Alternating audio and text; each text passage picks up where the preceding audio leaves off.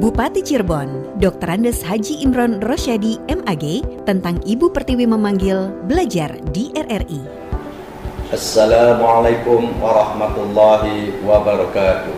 Saya mengapresiasi salah satu program dari RRI Cirebon, yaitu program Ibu Pertiwi memanggil belajar di RRI, yang bertujuan untuk menjembatani proses belajar mengajar antara guru dan siswa yang dilakukan di rumah, sehingga para siswa tetap mendapatkan tambahan ilmu pengetahuan.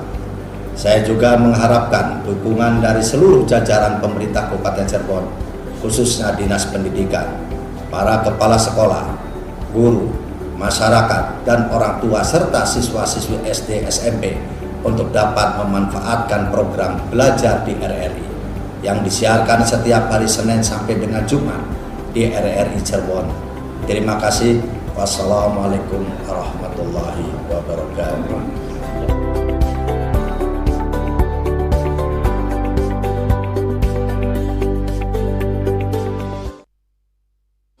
RRI, Radio Tanggap Bencana COVID-19.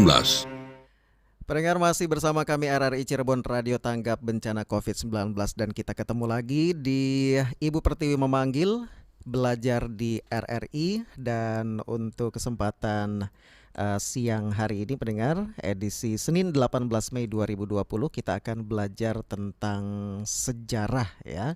Dan untuk siang hari ini kita akan bersama Bapak Adriansa SPD, beliau dari SMAN Negeri 1 Sumber, Kabupaten Cirebon. Kita sapa terlebih dahulu. Assalamualaikum Pak Adriansa. Waalaikumsalam warahmatullahi wabarakatuh. Bagaimana kabarnya Pak Adriansa? Alhamdulillah, hari ini lebih semangat lagi. Semangat lagi. Ya, karena sebentar lagi mau Lebaran. Oh, kira-kira ulang tahun, saya ucapkan selamat ulang tahun. Terima kasih ya.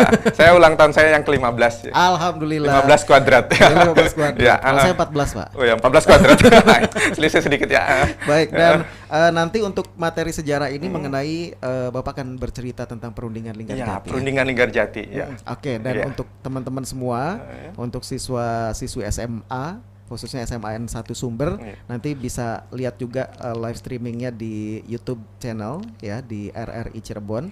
Dan nanti akan ada kuis ya Pak ya? Ya, pastinya, karena hari ini hari spesial. Susah Pak? Susah paling susah. Okay. Ya, tidak ada yang susah kayaknya. Jadi teman-teman nanti bisa menjawab kuisnya untuk yang ada di rumah, dan nanti akan dapat hadiah dari Pak Adriansa ya. Untuk satu orang yang tercepat dong. Satu yang tercepat dan betul jawabannya. Ya, tepat dan cepat. Tepat dan cepat. Ya. Oke, kalau begitu saya persilakan untuk Pak Adriansa untuk menyampaikan materi terlebih dahulu. Oke. Assalamualaikum warahmatullahi wabarakatuh.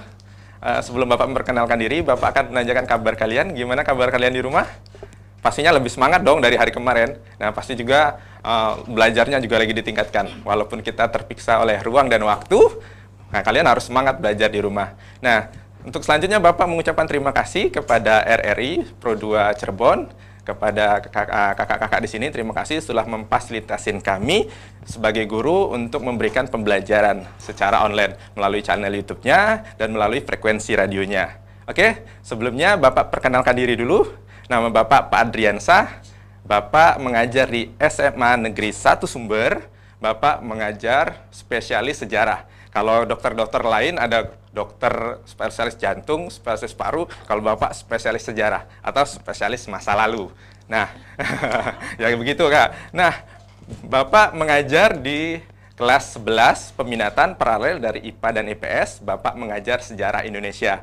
Nah, terus Bapak mengajar di kelas 10, yaitu sejarah peminatan atau sejarah dunia dari kelas IPS paralel 1 dan 4. Nah, seperti itu. Nah, Bapak juga biasa dipanggil oleh siswa-siswa Bapak, yaitu Bapak masa lalu. Karena Bapak selalu berbicara tentang masa lalu, dan masa lalu. Nah, gitu. Tapi nggak begitu juga sejarah. Ntar Bapak akan membawa kalian bagaimana sejarah itu luar biasa, bisa merubah dunia, bisa merubah kehidupan kita. Oke? Nah, selanjutnya gimana 2 bulan ini di rumah? Pastinya kalian, gimana, bete, bad mood atau gimana? Bapak juga seperti itu, kangen banget kita bertemu. Bapak biasanya pagi-pagi bergegas, masukin buku ke dalam tas, terus rengselnya Bapak gendong, terus dengan roti digigit sambil menyalakan motor jadul. Nah, terus buru-buru tuh sampai ke sekolah, terus menunggu kalian di gerbang, terus mengucapkan selamat pagi.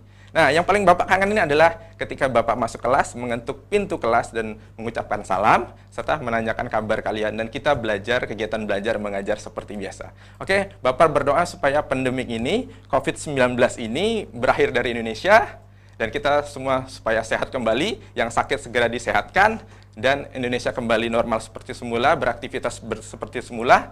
Dan satu lagi, kita bisa berjumpa kembali di sekolah masing-masing. Nah, gitu kakak. Ya. Nah, selanjutnya kita langsung saja ke slide, yaitu perundingan Linggarjati. Ya, sebelum Bapak merasukin perundingan Linggarjati, Bapak persepsi dulu tentang sejarah nih. Tadi Bapak dibilang guru masa lalu, guru jadul gitu. Nah, gini, bagi Bapak sejarah itu adalah sangat penting. Pokoknya titik penting, tidak boleh dirubah. Kenapa penting? Nah, ada pepatah Yunani kuno yang menyatakan Historia Magistra Vitae. Sejarah adalah guru kehidupan yang paling baik. Bapak ulangin, Historia Magistra Vitae. Sejarah adalah guru kehidupan yang paling baik. Atau guru sejarah adalah guru yang paling baik. Bukan Kak. Pokoknya intinya seperti itu. Nah, Historia Magistra Vitae. Berangkat dari situ, sejarah itu objeknya bukan masa lalu saja. Tapi objek sejarah adalah masa lalu, kita pelajari di masa sekarang, dan kita pergunakan untuk masa depan. Jadi masa lalu, kita belajar tentang masa lalu di masa kini, dan itu sebagai pedoman hidup untuk masa depan. Nah, apalagi sejarah Indonesia. Sejarah Indonesia, Kemendikbud telah memberikan suatu motivasi bagi guru-guru sejarah bahwa seluruh anak Indonesia harus paham akan sejarah bangsanya. Nah, seperti itu. Nah, satu lagi nih, kenapa sejarah itu penting? Hukumnya adalah wajib, kudu, harus, fardu ain nih Kak. Kenapa wajib, kudu, harus, fardu ain? Mau kamu jadi dokter, mau jadi insinyur, atau mau kuliah di STAN, atau mau kuliah di Sandi Negara, atau juga di PDN. Nah, kalian di situ akan menghadapi tes. Nah, nggak berupa tes potensi akademik saja, tapi di sana ada tes TWK. TWK itu tes wawasan kebangsaan, yang mana 90% dari tes wawasan kebangsaan adalah sejarah Indonesia. Jadi masih berani menganggap sejarah itu tidak penting? Pasti penting dong. Maka itu kita langsung menuju pembelajaran hari ini, yaitu perundingan Linggarjati. Oke, untuk perundingan Linggarjati, Bapak akan mengilustrasikan yaitu sebuah rumah. Rumahnya yaitu sangat sederhana, konstruksinya minimalis, atapnya limas, terus di belakangnya ada background gunung Cermai yang sangat indah, di depannya ada perkarangan yang sangat luas. Kira-kira kalian tahu itu gedung apa? Kayaknya sudah pernah ke sana deh, sama keluarga, sama teman-teman ke sana. Terus udaranya cukup dingin, dan udaranya sangat sejuk, khas pegunungan. Oke, masih ada yang belum tahu? Kalau belum tahu, next Kak.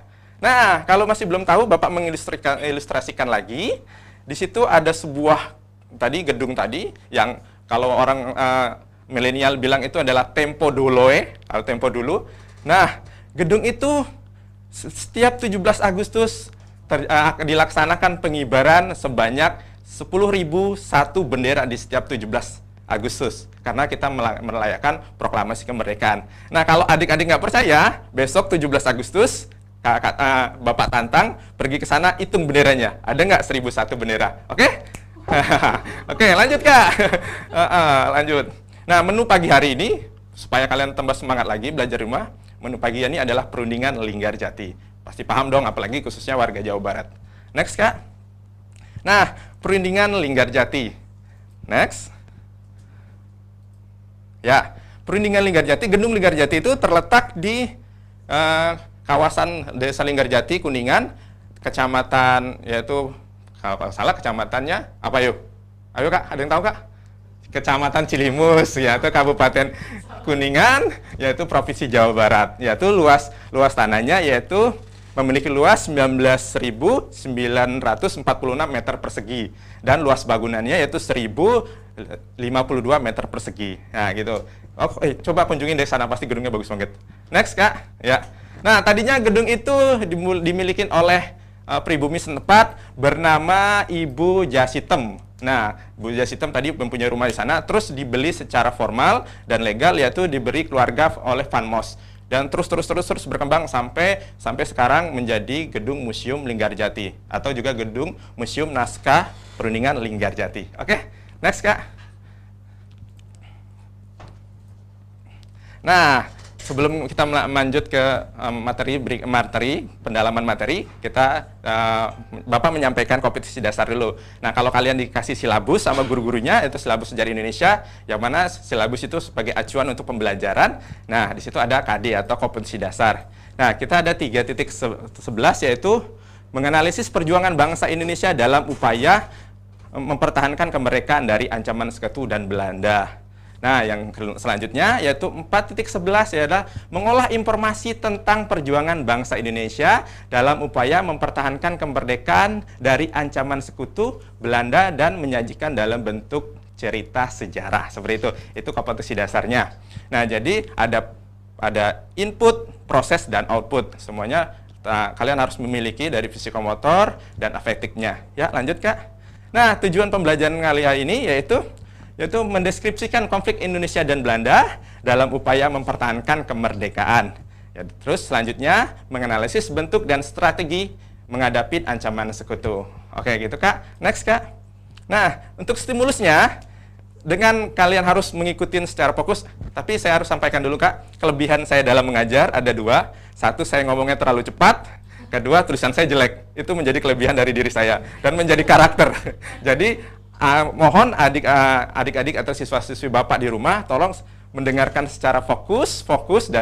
Oke? Bisa ya? Pasti bisa dong. Nah, untuk stimulusnya yaitu mengapa Indonesia banyak menggunakan jalur perundingan atau diplomasi untuk mempertahankan kemerdekaan. Nah, kalian harus jawab itu. Ntar di pertengahan materi ini Bapak akan, ketika bisa menjawab, Bapak akan kasih hadiah. Ya, oke? Lanjut Kak. Nah, itu materinya yaitu dari latar belakang, yaitu misi pendahuluan, jalannya perundingan, hasil perundingan, pro dan kontra tentang perundingan Linggarjati, terus dampak positif dan negatif bagi Indonesia, terus pelanggaran perjanjian oleh pihak Belanda, dan yang outputnya yaitu kesimpulan dan pelajaran hikmah yang dapat diambil dari perundingan Linggarjati ini. Oke Kak, lanjut next. Oke, pengertian Linggarjati. Perundingan Linggarjati adalah suatu perundingan antara Indonesia dan Belanda di Linggarjati, Jawa Barat, yang menghasilkan persetujuan mengenai status kemerdekaan Indonesia. Hasil perundingan ini ditandatangani di Istana Merdeka, Jakarta pada tanggal 15 November 1946 dan ditandatangani secara sah oleh kedua negara pada tanggal 25 Maret 1947. Nah, perundingan Linggarjati itu berlangsung dari tanggal 11 sampai 14 November 1946. Nah, kenapa sih tempatnya di Linggarjati? Kenapa sih tempatnya kok nggak yang lain di mana gitu? Di Cirebon mungkin, di Grage City? Nah, itu mungkin nggak. Tapi Linggarjati itu terpilih secara khusus. Karena apa? Pada waktu kita sudah menjadi sebuah negara yang berdaulat, terus kita kedatangan Belanda untuk menguasai Indonesia kembali, nah terjadi konflik tembak-menembak, akhirnya ditengahkanlah Linggarjati. Kenapa Linggarjati dipilih sebagai tempat perundingan? Pertama, alasannya adalah untuk dilakukan di Jakarta, Indonesia tidak mau. Kenapa? Karena Jakarta di Batavia adalah dikuasai oleh Belanda, pihak Belanda. Nah, Indonesia sementara berdiam di Yogyakarta. Maka itu mereka saling beradu argumen, kalau di Yogyakarta itu kan tidak netral, apalagi di Belanda juga tidak netral. Nah, akhirnya diambil alihlah jalan tengah karena ada satu menteri sosial, dia mempunyai rumah di Linggarjati. Next tadi Kak, slide-nya tadi. Ya. Nah, menteri sosial tadi bernama Maria Ulfa. Dia menyarankan supaya netral, gimana kalau di daerah saya saja di Linggarjati, terus sementara supaya terlihat netral, tidak memihak Belanda dan tidak memihak negara Indonesia, akhirnya dilaksanakanlah di Linggarjati tadi, yaitu rumah dari Van Moos tadi. Nah, Van Moos itu adalah teman dari Haji Van Mook, yaitu perwakilan delegasi dari pihak Belanda, gitu. Next Kak. Oke, Kak, kita ke papan tulis sedikit. Ingat, kelebihan saya adalah berbicaranya terlalu cepat dan tulisannya jelek. Jadi, anak-anak di rumah mungkin bisa fokus ya. Pasti dong bisa. Oke. Nah, kita merdeka yaitu pada 17 Agustus. Kita merdeka. Nah, melaksanakan proklamasi. Nah, setelah proklamasi kita ada proses mempertahankan kemerdekaan.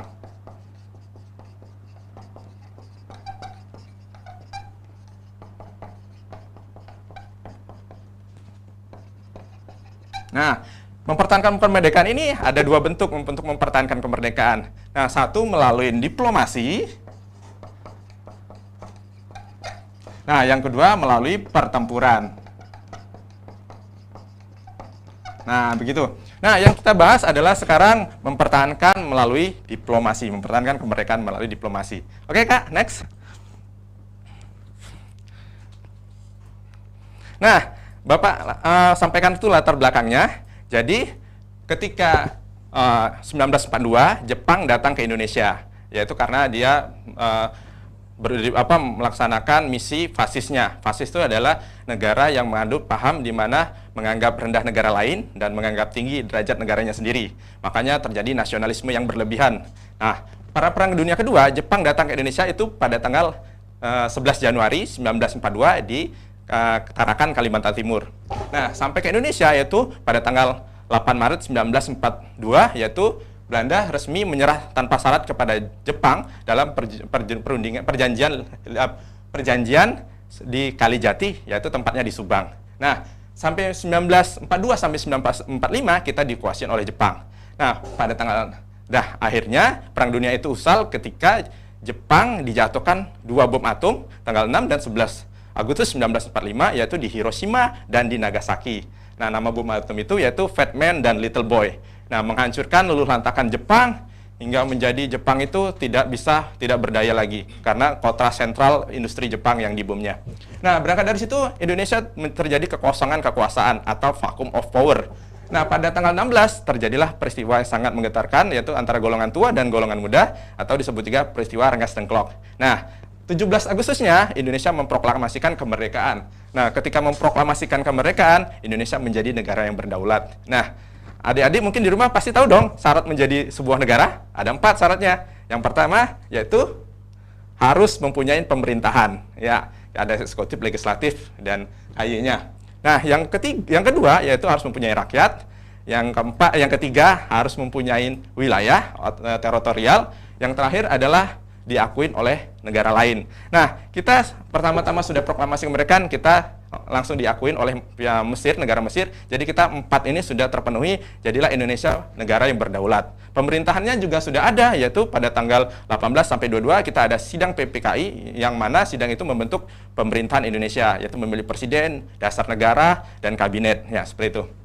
Nah, sampailah ketika Jepang kalah terhadap sekutu, yaitu pada tanggal 15 Jepang secara resmi menyerah. Konsekuensinya adalah seluruh jajahan Jepang di Asia, khususnya di Asia Tenggara, itu harus diambil alih oleh sekutu. Itu konsekuensinya. Nah, sekutu yang datang ke Indonesia adalah dari negara Inggris, yaitu AFNE. Nah, AFNE tadi misinya yaitu menjaga perdamaian, terus melucutin tentara Jepang, dan menghukum penjahat perang. Ya. Nah, next, Kak. Yang tadi peta? Ya, peta.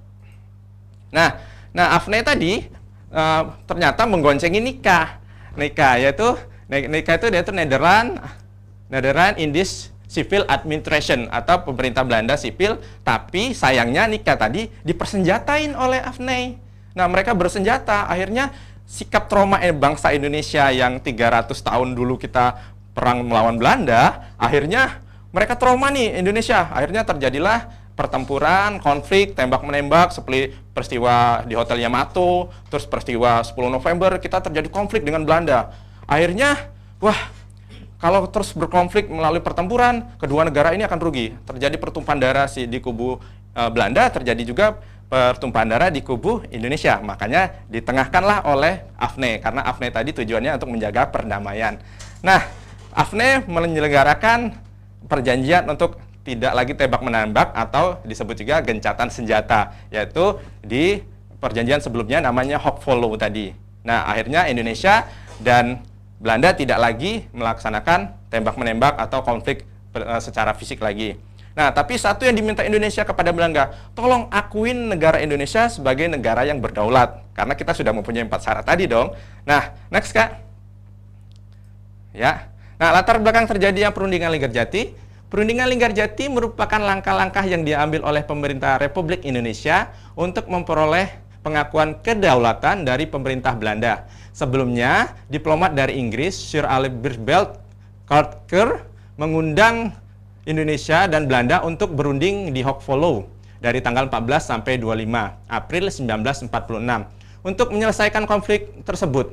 Namun, perundingan tersebut gagal karena Indonesia meminta Belanda mengakui kedaulatan atas Jawa, Sumatera, dan Madura. Namun, Belanda hanya mengakui Indonesia atas Jawa dan Madura saja. Sehingga dengan gagalnya perundingan di Hoogeveen, maka kemudian diselenggarakanlah kembali perundingan Linggarjati di Jawa Barat. Ya, gitu. Next, itu latar belakangnya. Nah, dari latar belakang tadi kita bisa simpulkan ada Indonesia dan Belanda dan ditengahin oleh AFNE Inggris tadi. Nah, perundingan Linggarjati dilaksanakan di Jawa Barat, terus penandatangannya di Istana Merdeka, yang sah penandatangannya yaitu pada tanggal 25 Maret 1947 gitu. Next, Kak. Ya. Nah, misi pendahuluan. Tadi sudah Bapak jelaskan di belakang, misi pendahuluannya adalah ini Lord Killorn tadi yang datang mewakili AFNE untuk mendamaikan antara pihak Belanda dan pihak Indonesia agar tidak terjadi konflik secara fisik. Nah, Konsul Jenderal Inggris ini datang terus persetujuan gencatan senjata dan mengajak mereka berdua untuk berunding di perundingan Linggarjati tadi. Ya, misi pendahuluannya seperti itu. Lanjut, next, Kak. Nah, pada akhir Agustus 1946, pemerintah Inggris mengirimkan Lord Killorn ke Indonesia untuk menyelesaikan perundingan antara Indonesia dan Belanda. Pada tanggal 7 Oktober 1946, bertempat di Konsulat Jenderal Inggris di Jakarta, dibuka perundingan Indonesia-Belanda dengan dipimpin oleh Lord Killorn. Perundingan ini menghasilkan persetujuan gencatan senjata tadi yang sudah Bapak jelaskan dan dilanjutkan perundingan Linggarjati. Next, Kak. Nah, ini jalannya perundingan. Nah, mungkin adik-adik tahu tokoh-tokoh di bawah tadi, di bawah bendera Indonesia, di bawah bendera Belanda, dan di bawah bendera Inggris sebagai penengahnya atau mediatornya. Nah, kalau Indonesia itu dipimpin oleh seorang anak muda, ya sangat muda, terus idealis, terus juga dia berpengaruh besar terhadap kemerdekaan Indonesia, memerdekakan Indonesia, namanya adalah Sultan Syahrir. Ya, yang di bawahnya ada Schemerhem dan Pak Haji Van Mook. Nah, next, Kak. Nah, dalam perundingan ini dihadirin oleh perwakilan dari Indonesia dan Belanda. Delegasi Belanda dipimpin oleh Schemerhem dan anggotanya ada Max van Pol, F. de Boer, dan Haji Van Mook. Ya. Next, Kak. Nah, sedangkan Indonesia, yaitu Indonesia diwakilin oleh Sultan Syahrir sebagai delegasinya dan Muhammad Rum, Mr. Susanto, Tirto Projo, dan Aka Gani. Next, Kak. Nah, ini kabinet. Kenapa sih Sultan Syahrir itu dipilih untuk mewakili Indonesia dalam perundingan Linggarjati ini? Nah, pertama, sekutu tidak suka terhadap negara Jepang atau fasisme. Makanya setiap kolaborasi atau teman-teman yang pernah bergabung dalam organisasi Jepang pada masa pendudukan Jepang seperti Soekarno, Hatta, itu adalah orang-orang yang pernah ngikut dalam organisasi Jepang, apalagi dia ketua PPKI atau Jukurutsu Jumbi Inkai. Nah, makanya Belanda tadi tidak mau, sekutu tadi tidak mau untuk berunding sama Soekarno dan Hatta, maka diutuslah Sultan Syahrir tadi. Nah, kebetulan Sultan Syahrir menjabat sebagai Perdana Menteri dalam kabinetnya. Nah, pada saat itu pemerintahan Indonesia memakai sistem pemerintahan presidensil yang mana yaitu Soekarno dan Hatta sebagai wakil presiden dan presiden itu sebagai simbol dari negara, sementara untuk menjalankan pemerintahannya yaitu dijalankan oleh Perdana Menteri, yaitu bernama Sultan Syahrir tadi, yang pemuda, sangat idealis dan sangat energik. Nah, jadi diutuslah Sultan Syahrir untuk menjadi delegasi Indonesia dalam perundingan Linggarjati. Next, Kak. Nah, sebagai penengah dan pemimpin sidang ya, yaitu Lord Killorn tadi dari Inggris, ya dari Inggris sebagai mediatornya, yaitu juga ada saksi-saksi yaitu Amir Syarifuddin dan Dr. Limena, Dr. Sudarsono dan Ali Budiarjo. Presiden Soekarno dan Wakil Presiden juga hadir dalam perundingan Linggarjati tersebut. Jadi dia untuk memantau situasi perundingan Linggarjati, Soekarno dan Hatta hadirlah di gedung perundingan Linggarjati. Next, Kak. Nah, hasil perundingan Linggarjati ini perhatikan baik-baik karena hasil perundingan ini sangat penting bagi dari sejarah bangsa Indonesia. Oke? Pertama, yaitu Belanda mengaku secara de facto wilayah Republik Indonesia, yaitu meliputi Jawa, Sumatera, dan Madura. Nah, kira-kira sesuai nggak sama keinginan Indonesia? Kalau keinginan adik sesuai keinginan siswa-siswi Bapak di rumah, sesuai nggak keinginannya? Kalau Bapak sih tidak. Kalau Bapak pengennya sih seluruh dari Sabang sampai Merauke kita diakuin sebagai negara yang berdaulat. Nah, seperti itu. Tapi karena perjanjian kerja tadi menghasilkan cuma Sumatera, Jawa, dan Madura saja. Pasti rugi dong bagi Indonesia. Oke? Nah, makanya sampai sekarang kita harus mempertahankan kemerdekaan Indonesia. Jangan sampai satu cuil pulau pun diambil alih oleh negara lain. Oke, gitu ya. Terus yang selanjutnya itu Belanda harus meninggalkan wilayah Republik Indonesia paling lambat tanggal 1 Januari 1949. Nah, inilah yang penekanan yang dilakukan oleh Indonesia supaya Belanda itu angkat kaki dari Indonesia, yaitu supaya udah deh, kita kan sudah menjadi negara yang berdaulat. Kita sudah mempunyai 4 syarat tadi menjadi sebuah negara. Nah, sudah saatnya dong kita menjalankan negara kita sendiri, mengatur kehidupan negara sendiri, seperti itu. Nah, yang ketiga yaitu pihak Belanda dan Indonesia sepakat membentuk negara RIS. Nah, paham nggak kira-kira negara RIS? Negara RIS itu gini, nah, suatu negara, tapi mempunyai beberapa negara bagian. Nah, gini deh, Bapak ilustrasikan. Kalian pernah dengar Sunda Empire? Pasti pernah dong, viral itu Sunda Empire, yang mana katanya dia adalah sebagai pusat dari peradaban dunia untuk menjalankan tatanan kehidupan dunia. Jadi sebuah negara harus diatur sama dia. Nah, di sejarah Indonesia sampai sekarang, sampai Bapak umur 15 kuadrat, belum pernah mendengar bahwa ada negara bernama Sunda Empire. Tapi misalkan adik-adik pengen meliti nih, penasaran karena viralnya Sunda Empire, apalagi sekarang ada, kalau lihat di Instagram adalah mungkin wabah corona ini diakibatkan karena Sunda Empire itu dihilangkan dari Indonesia. Kan itu ada pasti viral itu. Nah, makanya mungkin adik-adik penasaran terhadap Sunda Empire, silahkan melakukan penelitian, ya, silahkan melakukan penelitian sejarah, temuin fakta sejarahnya. Nah, sejarah itu, konsep sejarah adalah ketika suatu sejarah, misalnya ada kejadian sejarah, terus kalian bisa membuktikan fakta sejarah yang baru, terus mengikuti kaidah-kaidah keilmuan sejarah. Nah, sejarah yang lama akan berganti dengan sejarah yang baru. Nah, mungkin ada sejarah Sunda Empire, yuk silakan kalau mau diteliti. Nah, itu RIS tadi adalah Republik Indonesia Serikat.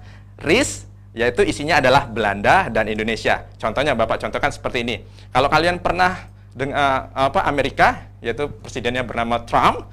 Nah, di situ Amerika dia mempunyai negara bagian. Nah, itu juga konsepnya seperti RIS. Jadi RIS tadi misalnya Indonesia misalnya berkuasa di Jawa, berarti negara Jawa adalah milik Indonesia, pemerintahnya dari Indonesia. Sementara di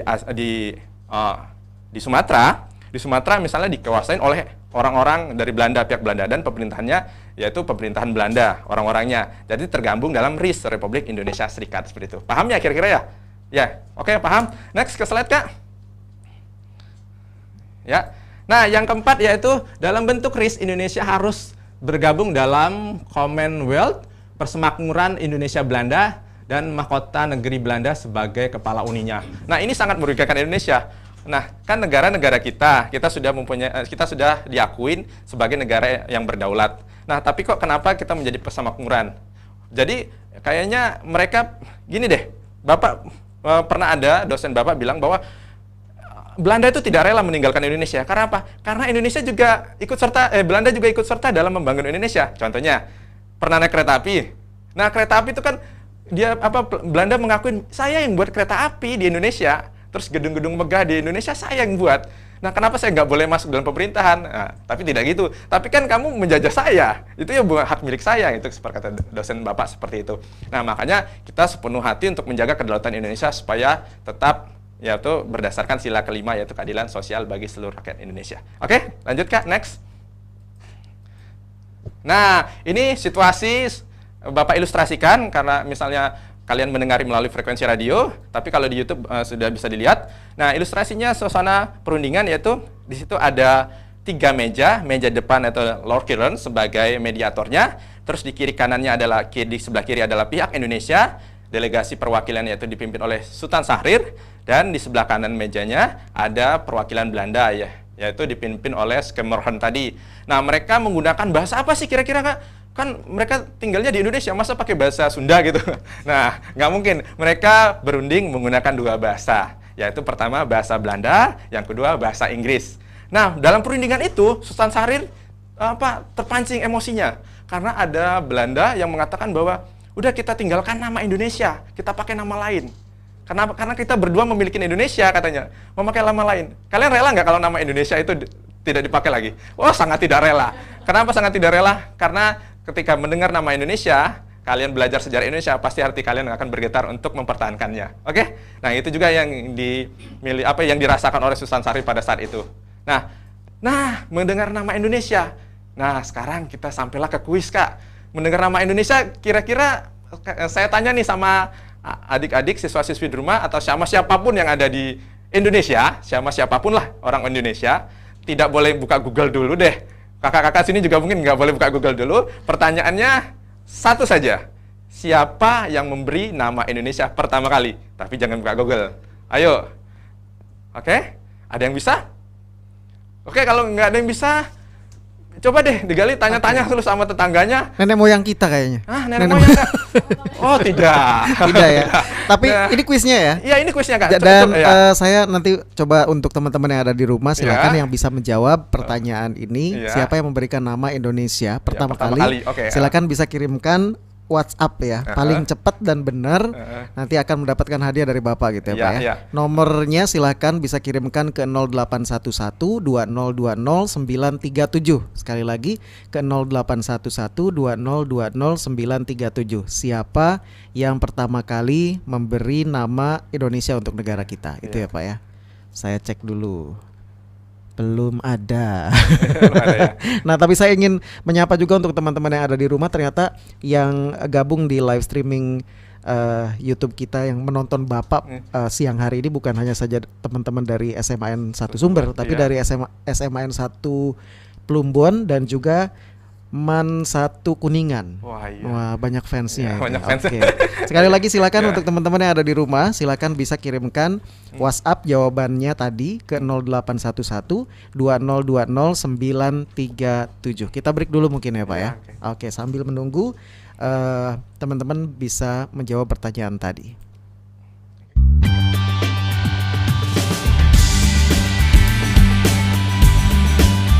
Halo kawan semua, masyarakat Indonesia, tetap sehat dan semangat lawan virus corona. Bersama RRI janganlah panik, kita lawan berita yang menyesatkan. Ditemani lagu dan berita aktual, download aplikasi keren RRI Play Go. Dengarkan dan nonton apa yang ingin kita dengar dengan satu sentuhan di RRI Play Go. RRI temani semua dimanapun kau berada, menjawab semua keraguan di tengah pandemi dunia. Terima kasih tenaga medis, perjuangan dan pengorbananmu, tenaga medis tercinta. Doa kami untuk kalian semua.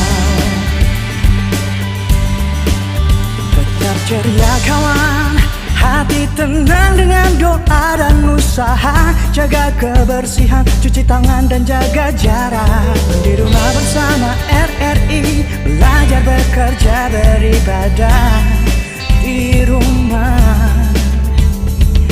Temani lagu dan berita aktual, download aplikasi keren RRI Play Go. Dengarkan dan nonton apa yang ingin kita dengar dengan satu sentuhan di RRI Play Go. RRI temani semua dimanapun kau berada, menjawab semua keraguan di tengah pandemi dunia.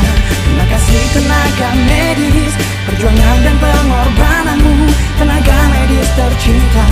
Doa kami untuk kalian semua.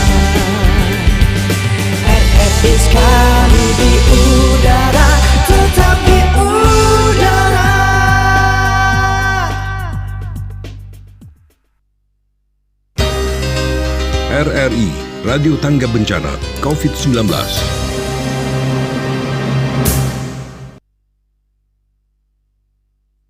Oke, jadi bingung ini ya, kira-kira siapa yang bisa menjawab pertanyaan tadi. Sampai ada yang nanya juga, jawab apa sih katanya gitu. Nggak nyimak berarti ya. Ini di apa namanya di YouTube channel kita juga ini sudah ada yang menjawab, tapi karena kita tadi buka juga via WA ya. Ini hampir sama Pak ininya waktunya, tapi yang paling cepat saya dapatkan. Boleh ditunjukin ini? Apanya? Oke, boleh. Ini, aduh yang mana ini? Yang bawah ya Mbak Lela ya? Yang paling bawah ya Mbak Lela? Oke, ini nggak ada yang nyebut nama ya?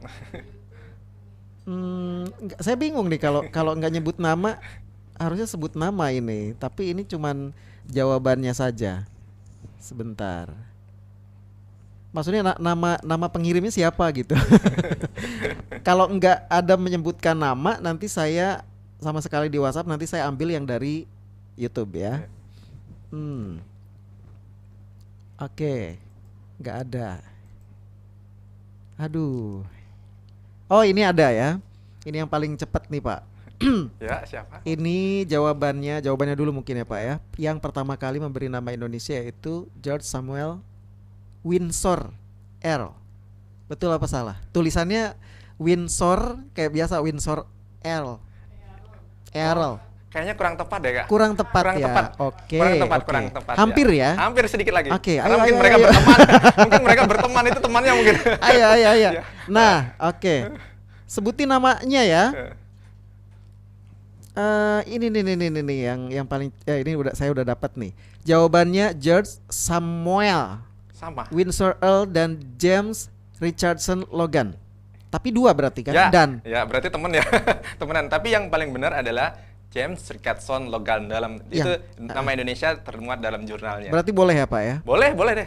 Nasya Akilah SMAN 1 Sumber, tepuk tangan. Oke, Nasya Akilah. Kayaknya namanya tidak terlalu ini. Tidak asing ya? Iya, kayaknya familiar deh di kuping saya. Muridnya Bapak ya? Iya, kayaknya. Dan di channel YouTube juga Oke, ini banyak yang menjawab. Kepada tadi siapa Kak namanya? Yang dapat ya? Ya. Nasya Akilah. Nah, Nasya Akilah, Bapak ada kaos ini karena Bapak hari ini adalah hari spesial Bapak, yaitu Bapak melaksanakan hari jadi Bapak, yaitu Bapak umurnya sekarang 15 kuadrat. Nah, ini baju bertemakan sejarah. Silakan diambil, biar kesini aja deh ya. Kesini aja ke Mas RRI-nya, ntar lagi foto bareng sama penyiar sama Masnya tadi, Mas Nono ya Mas. Ya, saya taruh di sini ya. Oke. Itu supaya kalian terpacu lagi buat semangat belajar sejarah. Oke. Nah, itu pengetahuan baru kan bagi kita semua. Dulunya siapa sih yang ngasih nama Indonesia pertama kali itu? Pasti pada bingung, pada mau nanya tetangga nggak enak, takut malu, akhirnya nanya Mbah Google. Ya, tapi nggak apa-apa deh. Tapi pembelajaran bagi kita semua bahwa orang yang pertama kali mencetuskan nama Indonesia dalam jurnalnya yaitu James Richardson Logan. Boleh di next Kak, PowerPoint-nya? Ya.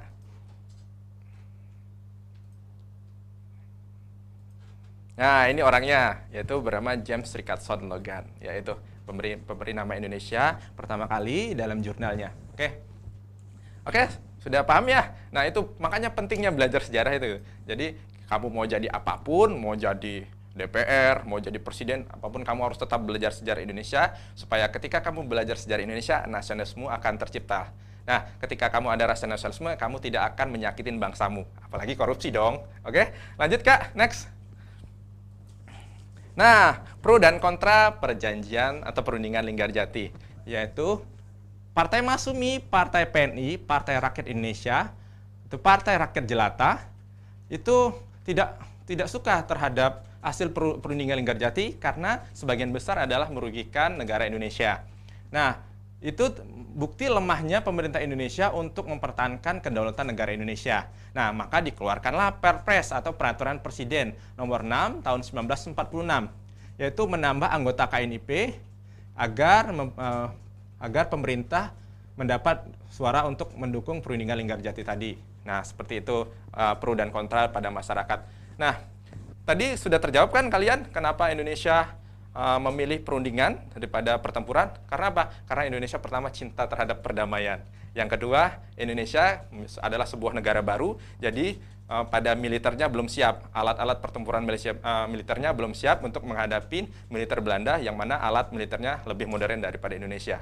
Tapi ingat, perundingan adalah penyelesaian konflik yang sangat diutamakan. Karena apa? Karena tidak terjadi pertumpahan darah. Seperti itu. Lanjut, next Kak.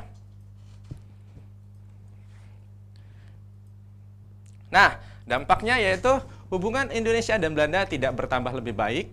Perbedaan tafsiran terhadap pasal-pasal dalam naskah persetujuan Linggarjati menjadi pangkal perselisihan antara Indonesia dan Belanda. Pihak Belanda secara terang-terangan melanggar gencatan senjata. Nah, akhirnya secara langsung pihak Belanda itu tidak mengakui perjanjian Linggarjati. Lanjut, next Kak. Nah, pada 27 Mei 1947, Belanda melalui misi Hindenburg menyampaikan nota kepada pemimpin Republik Indonesia yang harus dijawab dalam 2 minggu. Nah, yaitu membentuk pemerintahan peralihan bersama. Hendaknya diadakan garis demilitarisasi. Perlunya sebagian angkatan darat, laut, dan udara untuk membangun suatu pertahanan yang modern. Terus, perlunya membentuk alat kepolisian yang dapat melindungi kepentingan dalam negeri dan luar negeri. Jadi pengennya Belanda itu ikut campur dalam urusan pemerintahan Indonesia. Karena tadi, kan Indonesia sudah menjadi negara berdaulat, toh kok masih Belanda ikut campur dalam sistem pemerintahan Indonesia gitu. Next lagi Kak.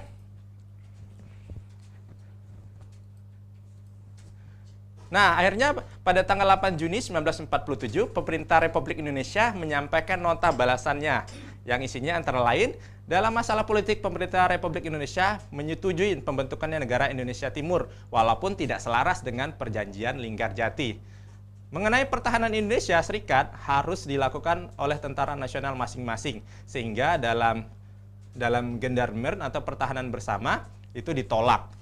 Dalam sidang militer, pemerintahan Republik Indonesia menyetujui dan demilitarisasi antara daerah demarkasi kedua belah pihak. Keamanan dalam zona bebas militer tersebut akan diserahkan kepada polisi. Jadi setuju Indonesia. Pemerintahan Indonesia setuju adanya keamanan. Nah, next Kak. Nah, lanjutannya, nota balasan yang disampaikan oleh Sultan Syahrir tersebut dianggap terlalu lemah. Terus dampaknya partai dalam KNIP yang menentangnya dan melepaskan dukungannya. Jadi KNIP tadi itu isinya seperti sebelum adanya DPR, itu KNIP isinya adalah beberapa partai.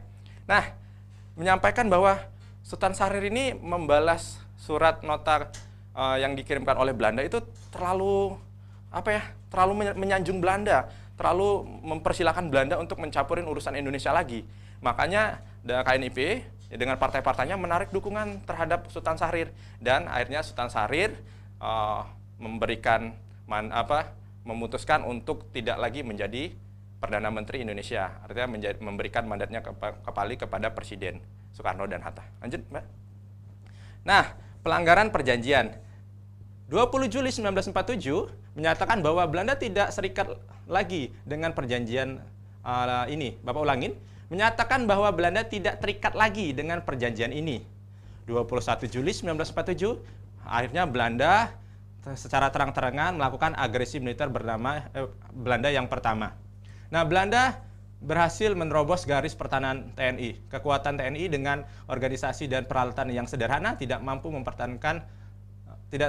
menahan pukulan musuh yang serba modern. Jadi terang-terangan bahwa sudah ditandatanganin, sudah jelas kesepakatannya bersama, tapi akhirnya Belanda karena pengen menguasai atau membuat kolonial lagi di Indonesia, akhirnya Belanda mengingkari janji. Jadi Bapak pesan kepada adik-adik di rumah, jangan sekali-sekali mengingkari janji, karena apa? Ketika kalian mengingkari janji, ada konsekuensi yang harus dipenuhi. Lanjut, Kak, next. Nah, dampak perundingan Linggarjati terhadap Indonesia dan Belanda. Dampak positifnya, bangsa Indonesia mendapat pengakuan secara de facto, meliputi wilayah Sumatera, Madura, dan Jawa. Munculnya pengakuan kemerdekaan Indonesia dari beberapa negara seperti Amerika Serikat, Inggris, Mesir, Arab Saudi, India, dan Pakistan. Nah, dampak negatifnya, Bapak ulangi lagi, dampak negatifnya perundingan Linggarjati telah menimbulkan kekecewaan rakyat Indonesia yang menginginkan pangkuan wilayah Indonesia secara utuh, yaitu dari Sabang sampai Maroke. Seperti itu, Kak. Next. Nah, kesimpulannya, kita ambil kesimpulan dari perundingan Linggarjati ini, yaitu Indonesia telah diakui oleh pihak Belanda melalui atau negara-negara lainnya melalui secara de facto, akhirnya Indonesia berdiri menjadi sebuah negara yang berdaulat. Nah, walau sudah ditandatangani 4 bulan setelah itu, tepatnya pada tanggal 20 Juli 1947, Belanda menyatakan tidak terikat lagi dengan perjanjian Linggarjati, dan perjuangan pemerintahan kemerdekaan Indonesia itu melanjutkan untuk mempertahankan kemerdekaan hingga saat ini. Jadi kita sampai sekarang masih mempertahankan kemerdekaan. Oke, lanjut next Kak. Nah, nilai moral yang dapat diambil dari pembelajaran ini adalah perundingan Linggarjati adalah kemenangan besar untuk dunia, di mana manusia bisa belajar menyelesaikan konflik melalui diplomasi. Bapak ulangi lagi, perundingan Linggarjati adalah kemenangan besar untuk dunia, di mana manusia bisa belajar menyelesaikan konflik melalui diplomasi. Jadi gitu. Jadi tidak semua konflik itu diselesaikan secara pertempuran, peperangan. Jadi dengan cara kekerasan. Ini ada yang nanya Pak. Ya, boleh ya? Ini dari SMAN, dari Raffi, ya. dari SMAN 1 Sumber. Ya Kak, gimana Kak? Izin bertanya kepada Bapak, ya. Pak, sebelumnya saya telah membaca di buku banyak tanggapan beragam mengenai perjanjian ini. Ya. Jadi apa alasan tokoh Indonesia di perundingan Linggarjati tetap melanjutkan, padahal pada saat itu banyak yang menentang perundingan ini dan akhirnya Belanda juga tetap mengkhianati perundingan tersebut dengan mengadakan agresi militer Belanda. Wah, pertanyaan sangat istimewa. Itu pasti itu anaknya sering literasi, pasti jago literasi deh itu. Berarti dapat kelas lagi. Ya. Bisa diperhitungkan ya. Ntar WA Bapak aja ya. Nah gini, ya kenapa sih? Padahal kan tadi kan sudah menentang nih bahwa banyak anggota KNP yang menentang. Sudah sih jangan berunding sama Belanda, pasti licik. Tapi Sultan Syarif berpikir bahwa kalau kita mempertahankan kemerdekaan melalui pertempuran, kita tidak mempunyai alat yang memadai. Pasti kita banyak terjadi korban. Jadi Indonesia pasti banyak terjadi korban dan Indonesia nggak mungkin menang. Pada saat itu tahu sendiri kita baru beranjak menjadi sebuah negara yang berdaulat, ibaratnya masih anak bayi yang mau berangkat, tapi mereka sudah mempunyai persenjataan alat yang canggih. Makanya dari itu Sultan Syarif berpikir, sudah kita coba mempertahankan kemerdekaan ini melalui jalur diplomasi saja. Seperti itu Kak jawabannya. Ya, mudah-mudahan disimak. Mungkin kalau mungkin ada jawaban lain, kita bisa diskusi bareng deh via WA juga, Bapak. Nah, itu jawabannya karena Indonesia belum siap mempertahankan kemerdekaan melalui pertempuran. Itu akan rugi bagi Indonesia karena apa? Karena akan terjadi banyak pertumpahan darah. Karena Indonesia belum memiliki perlengkapan militer yang canggih. Seperti itu Kak. Ya, gitu ya Kak ya. Ya, lanjut lagi. Sebelumnya Kak. Sebelumnya yang tadi masih nilai moral. Nah, nilai moral yang dapat diambil, Bapak ulangi lagi, tidak semua konflik itu diselesaikan melalui jalur kekerasan. Bapak ilustrasikan seperti ini, ada sebuah bisul dan ada sebuah nyamuk nempel di bisul. Nah, tidak semua masalah itu diselesaikan melalui jalur kekerasan, ya, tapi bisa kita berdiplomasi. Oke, lanjut next Kak. Nah, itu ini adalah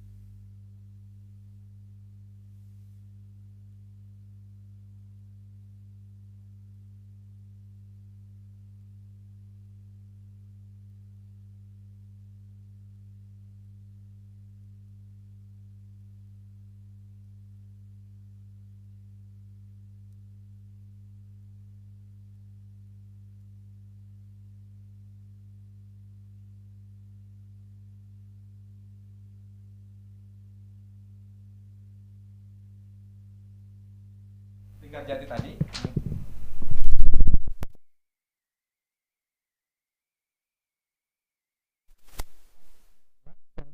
Challenge-nya yaitu dari pembelajaran perundingan Linggarjati ini, Bapak mengajak kalian kunjunginlah gedung naskah perundingan Linggarjati tadi. Di sana ada relief. Bapak akan ilustrasikan, mungkin di rumah mendengarkan frekuensi radio. Nah, reliefnya adalah ada 2 orang tokoh yang bersalaman, di tengahnya ada mediator. Nah, tokoh tersebut adalah yang pertama yaitu bernama Sultan Syahrir, yang kedua ada Syekh dan dimediasi oleh Lord Killorn. Nah, challenge-nya adalah kalian datang ke sana, yaitu pegang tangan mereka yang bersalaman tadi, pasti tangan mereka dingin. Oke Kak, saya ulangi lagi. Datang ke sana, terus ada relief, ada 3 orang dan 2 orang saling bersalaman. Datang ke sana dan pegang tangan mereka yang saling bersalaman, itu pasti dingin. Itu maksudnya tidak mistis, tidak apa, tapi bisa dibuktikan secara ilmiah. Jadi coba teman-teman yang mendengarkan radio RRI Pro 2 atau yang memperhatikan Bapak dari kanal YouTube, coba ke sana, pegang tangan mereka yang saling bersalaman, pasti dingin. Itu pasti. Itu bisa dibuktikan secara ilmiah. Mungkin Kakak penasaran nggak? Boleh ke sana ya, ntar dipegang dingin. Kalau sudah dingin boleh cerita sama saya kenapa dingin. Ya gitu. Oke. Nah, pasti dingin, pasti. Apakah mereka karena melalui perundingan secara dingin jadi tangannya dingin? Bisa jadi. Makanya pergi ke sana buktikan secara fakta. Oke. Next Kak.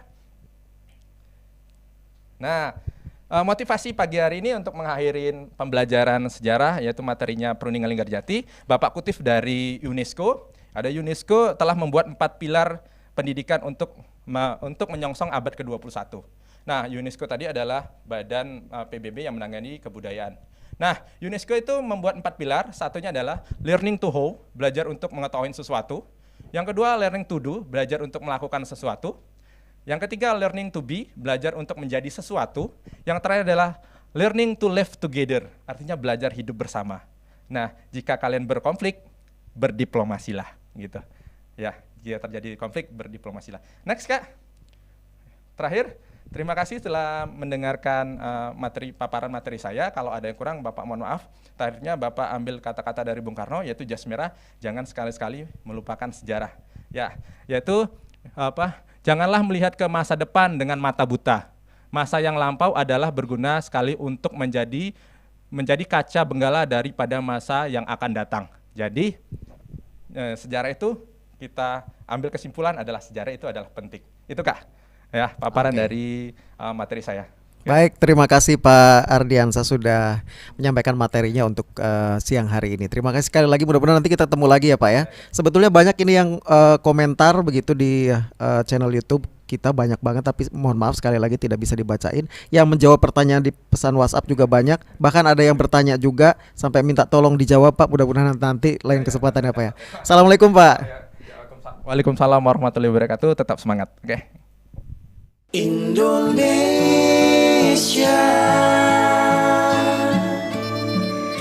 hadapilah dengan tulus dan ikhlas. Ini pasti berlalu.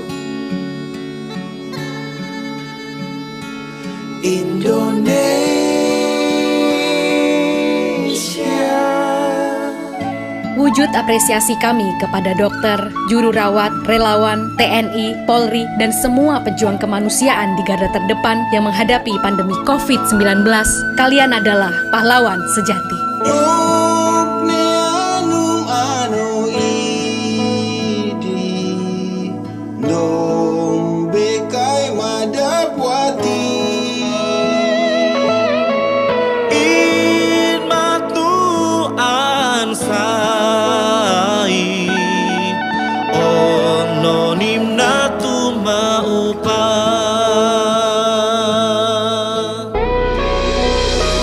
Jaga tidak